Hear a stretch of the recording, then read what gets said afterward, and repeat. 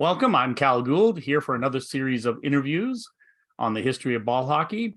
We have another individual here from the city of Edmonton that has a great history in the sport in more than one capacity.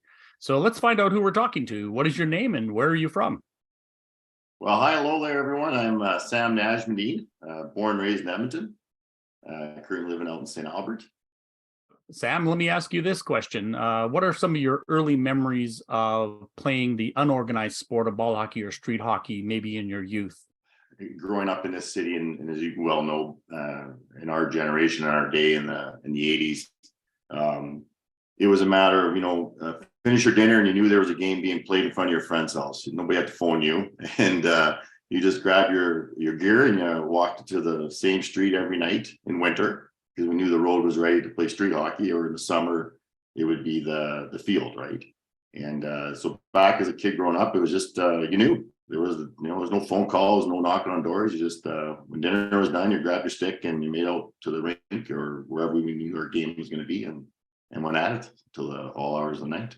Was it mostly with individuals of your same age group, like in your school age group, or did you find yourself going to other communities to try to play the game? Cal, growing up in Belvedere, where I grew up in Edmonton, pretty fortunate. I grew up in a community, probably within about a 10-block radius. There would have been about 30 or 40 guys my age.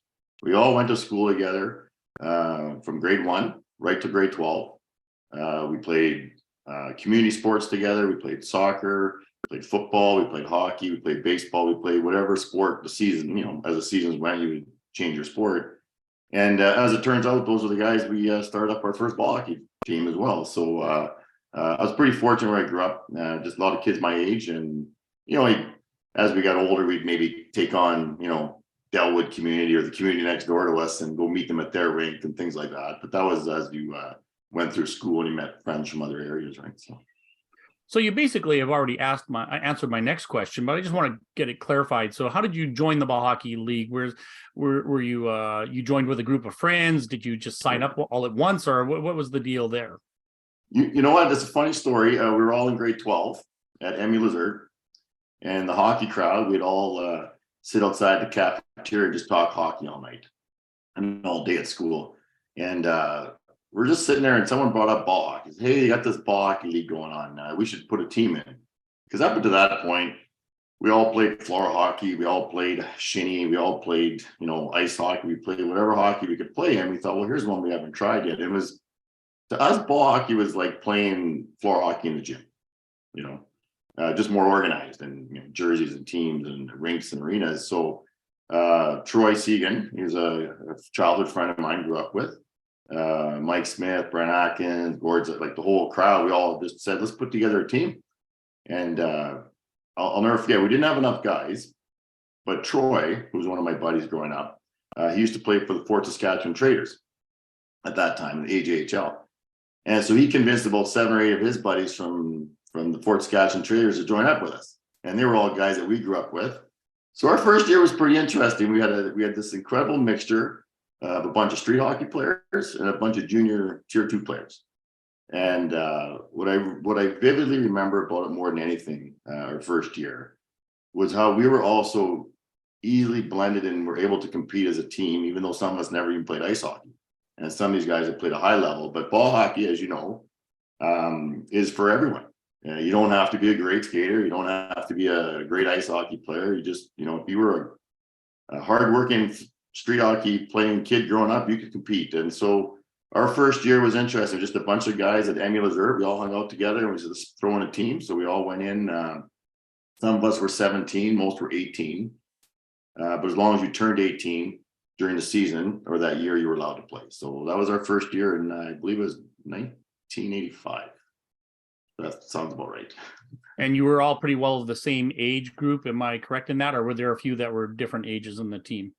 No, we were 17 to I don't think there could have been anybody older than maybe 21 years old at that time. Yeah. All right. So it was a young group. Do you remember what the name of the team was that you first played with? The Express. We all sat around school trying to come up with a name. So we came up with a name called the Express. And the funny thing was, I'll never forget this, was another thing back in the day. Like we all had our favorite teams. You know, I was a Canadiens fan, Brent was a Hawks fan, these guys were Oiler fans. So we could never agree on a jersey because everybody wanted their favorite team's jersey to be our team jersey. So none of us liked the Flyers, so we picked the Flyer colors, the orange jerseys, because we thought, well, this way we can't argue about I get to wear the Canadians or the Maple Leafs or whichever. So we called ourselves the Express. I think our first year or two, we had a sponsor, the Renford Inn hotel chain back in the day.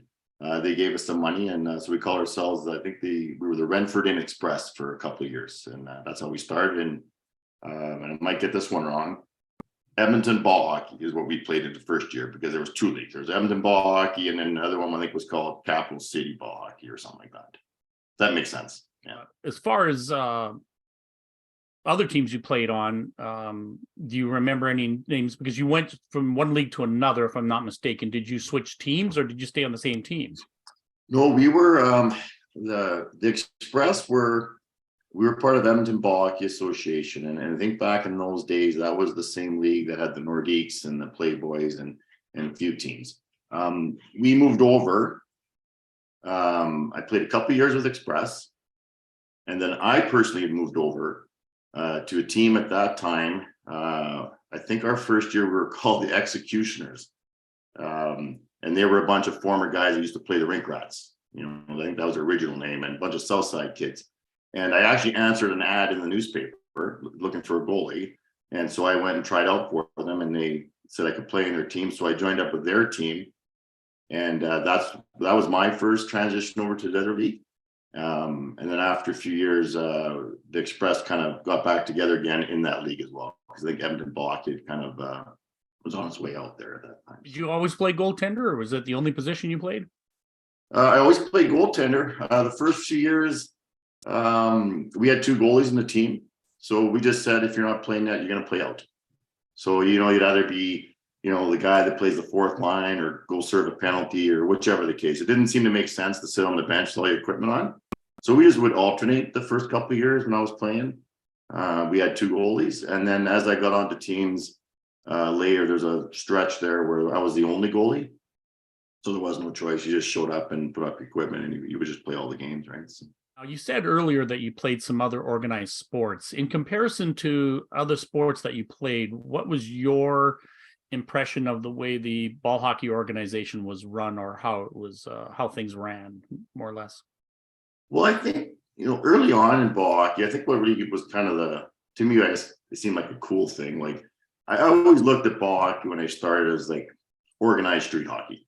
You know, it was just somebody finally took all of us off the street and put us in a rink and kept our stats. You know, it was no more sitting there, somebody on the side of the road marking down who scored it and all that stuff. There was a league doing it for us. So that was kind of our first impression. And then after about a year or two in, because we had started off with a lower division, and we were a pretty good team. You know, we had good players, and then we started seeing there's these, you know, there's cities and there's provincials and then there's national tournaments. And I was like, you know, this is actually a pretty big sport. This is like nationwide here.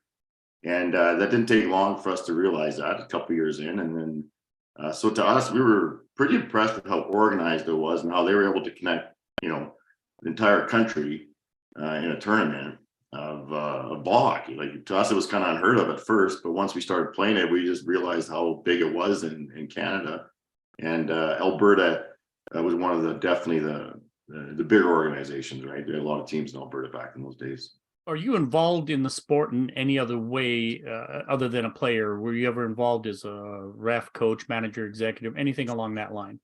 Yeah, you know, as years went on, I played for quite a few years, and you know, they got to a point where I was running the team and I was organizing the sponsors, and I was always the team rep and that kind of stuff. And then after quite a few years of doing that, I remember the conversation with some of the referees, like Andy Spicer and those guys back in our day. And they're like, you know, Sam, you'd be a pretty good ref. You should give it a shot. You know, you got a good demeanor for it. You're a goalie, so you kind of have a good understanding of the game. And I was like, no, I think I'd like to try this repping out. You know, it'd be fun. They pay you some money and you still stay in the game. So for a few years there, I was doing both. I was playing as always, and then I would ref on the nights I wasn't playing. I took the clinic and was able to start officiating. And then in around the same time, I started getting more involved with the minor program. So I sat on the board for the Minor Ball Hockey Association. At that time, we might have been about 40 to 50 teams total. But we had started up the pre-novice program where kids at 3 years old were playing. We started up Western national tournaments where minor kids from Alberta were playing kids from BC, and by the time I left Minor Ball Hockey Association, they had been up to 100 plus teams. So that was to me, it was a big. I really enjoyed that. That was a big accomplishment. And but as I let go of playing, let go of being on committees, I continued to officiate, and I still officiate to this day. What is your sense, or what is your perspective on the diversity of the sport? And I'm going to go at two different angles here. One is we already talked about it, the levels of play, which is the men's league, and then a minor program. Then there's the women's program, along with girls in the junior program. But I want to ask you about the diversity of the sport, knowing that Canada is so diverse and so is the city of Edmonton. How did you see the representation of the sport, or how did you see it change over the years you've been involved in the sport? Well, I think initially, what I noticed initially was, and it's interesting when you say diversity. Like when I first started playing ball hockey, I never noticed anything other than we're all hockey players, right? We all had gloves, we all had sticks. I didn't know if you were Indigenous background, I didn't know if you were African background, and like myself, Arabic background. Like, honestly, I didn't even know. And it didn't matter. It just, you had a stick in your hand and we're ready to play. But as time went on, I've been involved in sports for quite some time in both ball hockey and ice hockey and football and things like that, baseball.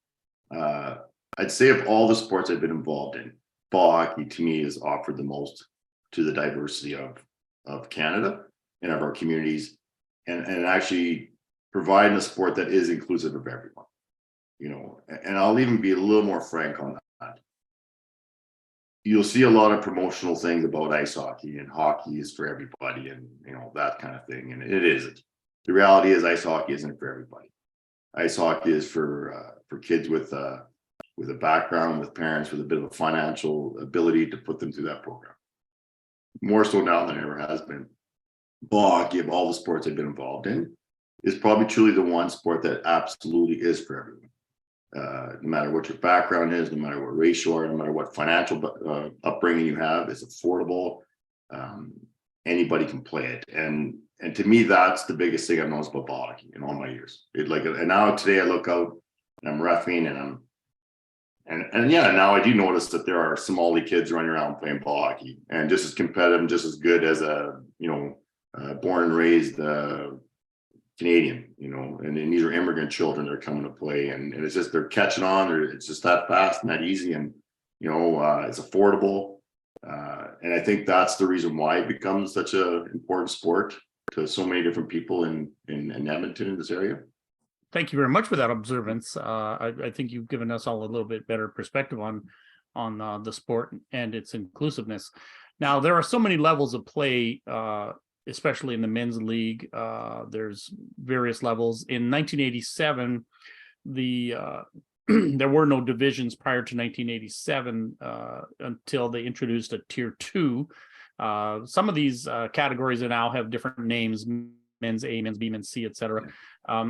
As far as the level of play that you were involved with, what was the highest that you ever played at? And did you play at that level all the time throughout your playing career? Yeah, most of my playing career, we played, I guess we were considered, we were a Division I team. The first year we were put in a low division because we were a first year team. We didn't lose a game, so the next year they put us in Division I. And I think with the exception of probably a half a dozen years where I played Division II, it was always Division I and then a few years in Division II. And every time I'd go to Division II, our team would win the division, and then you had to move up to Division I. So it was kind of a bouncing back a little bit there, Cal, for the most part. But I guess for me, Yeah, I would say most of my entire career, however long that was, you might be able to look it up, was Division 1 ball hockey and a few years Division 2. And what about the tournament championships, provincials, regionals, nationals? Were you able to participate in any of those, and which ones were successful for the teams you played on? We had a lot of success at the city tournaments. Being city champs. A few years as an Express, Vandals. If you remember the Vandals team, we won a cities. When I was on the Trojans team, we won cities. We had a few years of quite a few years of provincial tournaments.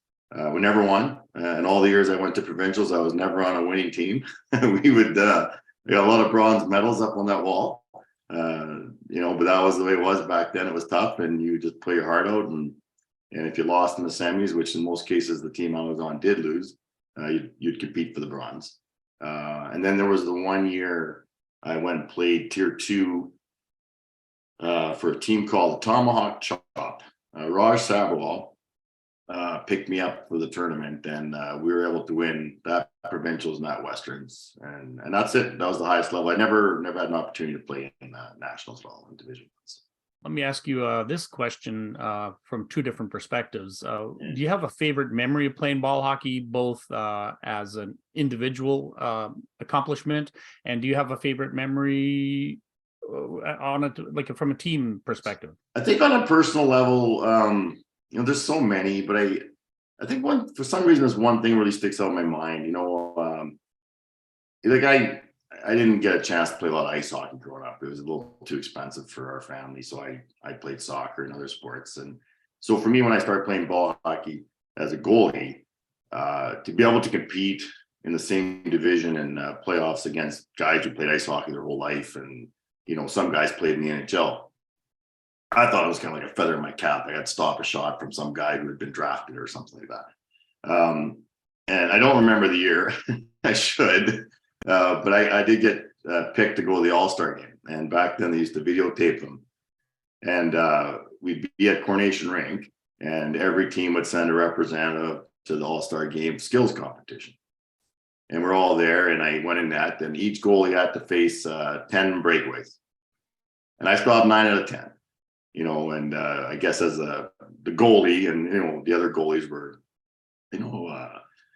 like Kelly Brooks or McKay or all those guys. If you remember back in those days, they were all there, and I kind of stood out. Like I had a good little shootout, I guess you want to call it, and I performed pretty well, and I was always proud of that. I kind of, I didn't gloat much. I wasn't much to that guy. I always considered myself to be a pretty humble player, but I kind of remember afterwards sitting there, taking off my equipment, kind of big grin on my face, going, you know what, I kind of did it. I kind of like hung in there with the big boys, and I think I did pretty well. And then we played the All-Star game, and I did pretty well at that. But that one always stands out the most, was that All-Star game, I think, for me, personally, yeah. And as far as a team that you might have been involved on, was there any favorite memory from a team perspective? Boy, so many memories. You know what? There was the 1 year. It was down in Calgary. We went down for provincials. We were the Trojans that year, and we had a pretty ragtag bunch of guys. We just put together what we could. We didn't have a lot of bodies. I think we only had about 12, 14 guys. Other guys had 20 and stuff. And for some reason, I remember that tournament the most. And I think the biggest thing is like we lost 1-0. We lost 2-1, and we had won a game 3-2. And although we didn't advance, to the next round, I had probably never played in 3 such highly competitive, fast ball hockey games in my life. Those 3 games I'll never forget. We hung in there with some pretty good teams back then, and there were some powerhouses in those days. And although again it wasn't a winning story to tell, I think, and I've always said, sometimes when you leave it on the floor and you look around, and those are some of your best memories, because everyone in that room left it on the floor that weekend. And so proud of that group. And you can't be disappointed with not winning when you work that hard. And, it wasn't like we didn't show up, and it was good. I'll never forget that weekend. I'll never will. That was a good provincial tournament. That was our Casey Trojans team back. I think it was 90, 92, 93, somewhere around there. I can't remember exact years. So, yeah. Are you still involved in ball hockey in any way? And if so, how long do you expect to be involved, or do you plan to be involved again? Yeah, I turned 55 years old this year, and still reffing. I'll be reffing next week. Ball hockey now is being played year round. So in the winter, they have a couple of seasons. It's more of a recreational kind of just keep everybody in shape. Come April, the big season starts. I always call it the summer season because that's the one where everybody's competing to play in provincials and nationals. So I ref. I officiate quite a bit of ball hockey now, Cal, and proud to say that in most cases, at least for the last 10 plus years, I've always been selected to officiate in provincials. And when I do so, I'm usually assigned the Division I and Division II games, the higher level ones. And I think I feel good. I can still keep up with these guys, and I think that's probably the reason I'm still rapping, just to prove to myself I still got some youth in me and my legs. And I don't know. People have asked me before, how long have you been doing it? How much longer are you going to do it? And I don't really have an answer for that. I think I'll just wake up one day and go, I'm done, and then just stop. But nothing in the immediate future. I feel pretty good, and I think I still like to go at least another 3, 4, maybe 5 years of reffing. Maybe go to 60 and see if that works. Did you have any other family members that played the sport of ball hockey or were involved in the ball hockey in any way? Well, my son, back when we had started the pre-novice program, my son was 3 at the time. And the pre-novice program was for 3, 4, and 5-year-olds. And so I signed up my son Hamza for that. He was on a team at that time. Steve Potsovic was the coach, and his son Adam, same age, was playing. And we just took him out to the rink. And as it turned out, I think those guys played together till they were about 17 years old, 18 years old. Like they, year after year after year. And Steve would always coach Potsovic. They're called the T-Rex. And they had some success at the minor level. And then my other son, Salim, he started playing, same thing. He didn't play as long, but he loved it. He would just come out and head down, stick down, and work his butt off. And so both my boys played. They're adults now, so they're playing the men's league. And that was it, just those two. What do you feel has made the greatest impact on the growth of the sport? I would say the minute, and we talked about this back then, when we were talking about the pre-novice program in minor ball hockey, and the focus back then was making the minor program bigger than it was. And that would always be a feeder into the men's program. Because when I started playing, you just turned 18 and played ball hockey. That was your introduction to ball hockey. And so now here we are with 3-year-olds playing for 14 years, and a lot of them. And then once they turned 18, they would feed them into the programs. And I watched teams, really highly skilled, competitive teams in minor ball hockey. Once they all turned 18, they went to men's, and were very competitive and continued to play for years. I would say the biggest impact on the game, because the minor program was also inclusive to females, the girls would play as well. And so to make minor as big as it was and is, to me, is one of the biggest reasons ball hockey is where it's at today, because it continues to feed people into the adult program. And once you're in it, it's hard to get out, Cal. Like once you get this bug, gets you here, this ball hockey bug, you just don't walk away from it. It's I see so many people, very few people I know in ball hockey will ever say, I played for a couple years. They all say this thing, I played for about 20 years. I played for about 10 years, 15 years, and more than any other sport for some reason. And I think it's just because it captures our youth. It makes us all remind ourselves of growing up playing street hockey. There's just a love of this game that we all have, and it's just gotten so big. It's gotten so big, and I'm watching it now, and the programs, and and some of the companies getting involved into ball hockey now, and it's become quite big. But I think that minor program, building that, was the key for sure. What advice would you give to someone that wants to play the sport of ball hockey? I'd say for someone who wants to play, Oh, that's a great question. What advice would I give someone to play ball hockey? You know what? I would say don't don't worry about your skill level. Don't worry about your talent. Don't worry about are you good enough. There's so much in ball hockey. There's so many different levels of playing ball hockey. There's so many different opportunities in ball hockey for you to be part of a team and to truly enjoy the sport, regardless of your level of skill or ability. You know, and you will find it because there's so many different levels of ball hockey of skill, ability, and yeah, I would just say just do it. Just get in there. You'll don't worry about your can you do it? Like this is to me was the easiest transition from all the sports I played. Going to ball hockey was just so simple, it was just so easy, you know, and affordable. That was always a big thing. I always tell guys, it didn't cost much either. You just need a stick. You need a stick, a helmet, and some gloves, right? And so. Is there a person, if they were here right now, that you would want to personally thank for getting you involved in the sport of ball hockey? Oh boy, you know what? There's a couple parts to that. I'd have to give it. I can't say one person because I think as a player, you know, really it was my buddies I grew up with. You know, Troy and Jim and Mike and Brent and Gord and all the my buddies from high school. As an official, it would have been Andy Spicer. Right? Like I've been officiating for 25 plus years because Andy was just a funny guy. He made me laugh, and he thought I could do it. And here I am refereeing, right? So I think I even look. It's a tough question.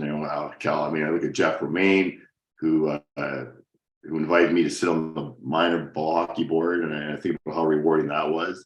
And Steve Posovic, oh God, and I can go on and on forever about Steve, right? Like he was another guy, and if I had a chance, probably to see Steve again. I haven't seen him quite a while, and I'd if you sit next to me today, I'd give a big hug and say thanks, man, like for all. And I used to play against Steve, right? Steve was another goalie, so we used to battle each other in net, and then, but we were very good friends. And there's too many to list. There's no one specifically I could say thank you. There's literally hundreds of people in ball hockey that I've been in my life that I could thank for being a part of the last 37 years. So, and I think that speaks to how big and how important this game is to so many people, right? It's not just one person. It is a big family in there. It for sure is. Yeah. With that being said, about how big the sport is, it's now gone into a very widespread global presence. The International Street and Ball Hockey Federation now holds world championships. They've been doing so since 1996, and there are numerous countries that are represented at different levels. So with that being said, it has grown to quite a large sport. What do you see or hope to see for the future of ball hockey? To me, and you're right, it's incredible now. I mean, when I look at the world tournaments and I look at the countries involved in it, and I think what impresses me the most about ball hockey, see, if you were to look at, I'll use ice hockey as an example. If you look at ice hockey, men's ice hockey, it took over 100 years before someone would go, oh, there is another team other than Canada. Women's ice hockey has been around for an awful lot of years, but let's be honest, at the end of the day, we're going to watch the Americans play the Canadians in the final. But that's ice hockey. It takes so long for ice hockey to finally grow to the point, and especially the men's level where Finland and Sweden now and Czechoslovakia and Soviets, it's competitive. Now men's ice hockey is a 6 or 7 country kind of tournament now, not just 2. Ball hockey has been so much faster and it develops so much quicker that it's not taken 100 years for a team from China or Japan to compete with a team from Canada or Czechoslovakia and things like that. So, and that speaks to the beauty of ball hockey. Like everyone can play it. It's competitive. It doesn't take you forever to get up to speed with the rest of the nation and the rest of the world. And so we look at the World Ball Hockey Tournament and you think to yourself, at least when I watch it, and I just think this to me, this has got to be in the Olympics. Like that's got to be the next step here. if you can have Olympic sports for, they can almost make up anything now in Olympic sports. As long as somebody makes an application, you find enough people interested in it, it's an Olympic sport. And look at some of the snowboarding, for example. Nobody heard of snowboarding. And all of a sudden, there's like all these different levels of snowboarding in the Winter Olympics. I think ball hockey needs to become an Olympic sport. I think it's just that big. There's that many people involved in it. The trick would be which Olympics, the winter or the summer, right? Because really, it doesn't make a difference. You don't need ice.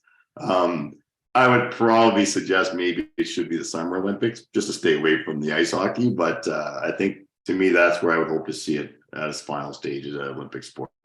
It is already international, so just a matter of application and getting enough people to buy into that program for sure. Anything you'd like to share on that? Maybe a question I didn't ask. Is there anything you'd like to add? Cal, thanks, by the way, for getting a hold of me for this, because I'm staring at you here and I'm thinking, I think at some point in time, I probably would have whacked you across the shins with my goalie stick or one of those days back then. I think we covered most. I think, I'm still obviously involved in the game, and it's still so nice to see some faces out there of guys from our day that are still playing. What really kind of, I think, sometimes it blows me away is I'm reffing guys I used to play against and with, and I'm also reffing their kids now because their kids are on the same team. So now I'm lining up at a draw and I'm ready to drop the ball. I look over and go, oh, you're how old am I getting, right? Like, your son's playing and I'm officiating your kid, right? So no, I think that's all I would add to this, to be honest with you, Cal, is like, and maybe that's the addicting part of this game that's kept me in it so long. It just, every night at the rink, it's, how are you? How are the kids? How's the family? What's new? Like, it truly has become one of the biggest families I've been a part of, the ball hockey community. And for whatever reason, more than any other sport, I'm not sure what it is. I wish I had some way to capture that or title that. But there's just something about the game of ball hockey that's just made it a pretty big, happy family for a lot of years, right? So. Thank you very much, Sam. I appreciate all your time and all of your input on this project. We hope to see you again. Yeah, thank you, Cal, and good luck with it all. I think I'm glad you're doing it. I'm glad you're doing this for sure.